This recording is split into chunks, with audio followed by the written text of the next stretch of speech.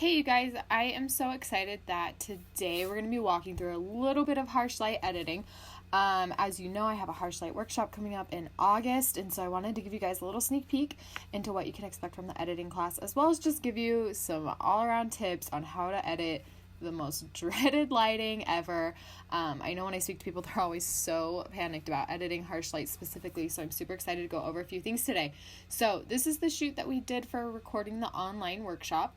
We shot it about it's like 4.5, 5 hours before sunset. So you'll see here we've got like a very candid shot. So I go over this a lot in the workshop, but with harsh light and direct light specifically, I like doing a lot more editorial, a lot more romantic shots, just because you're not moving as much, and so you can keep clean, consistent lighting on your clients' faces, because that's one of the hardest things about direct light specifically, is that when your clients are moving, the light is changing a lot, and direct light is a lot, it's way less forgiving than other lights, especially golden hour backlit. So we're going to talk about how I got this image to here from here. And we won't be going over color correction, so I'm just going to go ahead and paste my settings right on there first. So we're going to take care of everything in Lightroom today. So to start out, I'm just going to get rid of some of these distractions. I'm sure I don't even have to talk to you guys about why it's so important to remove distractions from your work. I definitely don't alter scenery very much. I'll just Photoshop out a few things that will draw your eye away from the couple, but I do like my locations to look similar to how I shot them. So we'll just get rid of a few bumps in here so that they're not super distracting. We'll get rid of this little pole. Perfect. Okay, so we're gonna go ahead and start on Griffin's face. So obviously the thing with harsh light is when you are shooting direct light, anytime someone turns their face away from the sun, you are going to get weird shadows, weird bumps, weird everything. So we're going to start here. I'm going to paint over just his skin. No features, just general skin. And when you're shooting harsh light, anything that's in a shadow will naturally lose some of its warmth. So what we're going to do is we're going to come over here. We're going to warm it up just a hair. I'm going to keep my clarity low because I want that skin to be evened out. And I'm going to keep my contrast low. I don't want it that low because that's a little too vampire-esque for me. But we're going to do this a little bit lower. I love lowering contrast in comparison to bumping exposure or shadows, because those two will make things look really contrasty. So if we like go in here and I even these out and we bump up the exposure, it looks like kind of contrasty. Whereas if I just kind of put that contrast down a little, it just keeps things nice and even. It doesn't make things look too crazy. So we're going to do that right there. I'm going to take my healing tool and we're just going to get rid of any little patches. That's another thing with harsh light, is it is not forgiving at all. So we're going to go over his arm a little bit here and get that evened out. So we have gone from here to here. And so by keeping that contrast and that clarity low, we've just kind of evened out some of these shadows, some of the highlights. We'll go back to the raw right there. So see how we had some crazy looking lines right here and on his forehead from his hair. Those things are just going to be softened by going over just with that brush with the lowered clarity and lowered contrast. Ears, especially during harsh light, are going to photograph obviously super red, so we're going to come in here. I'm going to keep that contrast a little bit low and then just turn my tint a little bit more green so that we can get rid of some of that redness. I'm going to erase where it went right there. Okay, so Griffin's already looking way more even, way more smoothed out, and that's just from like 2 simple brush moves, none of it in Photoshop, just in Lightroom. Okay, so we're going to come over to Becca here. Becca's obviously flawless, so we're just going to take off just a few things that the harsh light accentuated. We'll click that out right there. Okay, perfect. So we're going to come back to this brush. We'll keep the contrast low and the clarity low.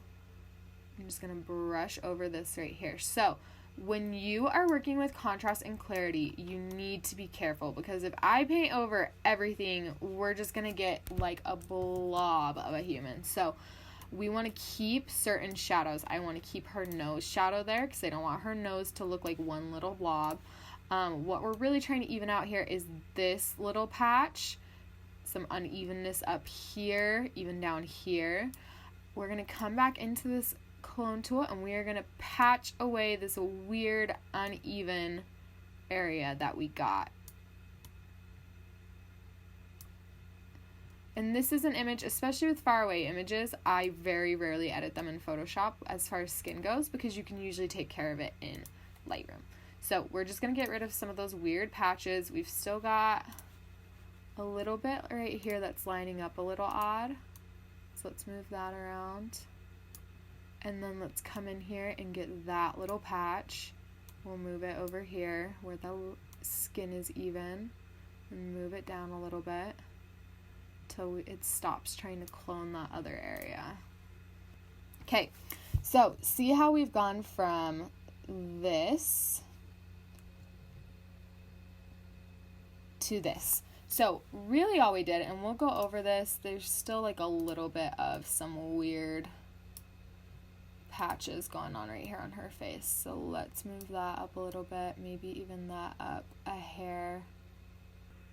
Lightroom is fun though for this sense in that you've got to freaking move stuff around like 100 times once it starts overlapping. It gets way difficult and kind of frustrating. So let's just move these back where they belong. We'll clone out that little piece. How are we looking there? Okay, we've still got two little bumps right there.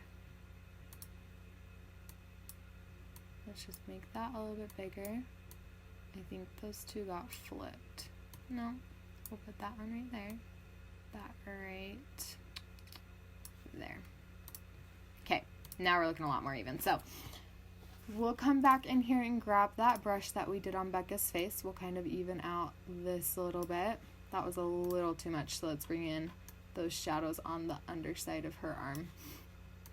Bring this in, kind of go over her heels a little bit. And that way, we've smoothed out her face so much.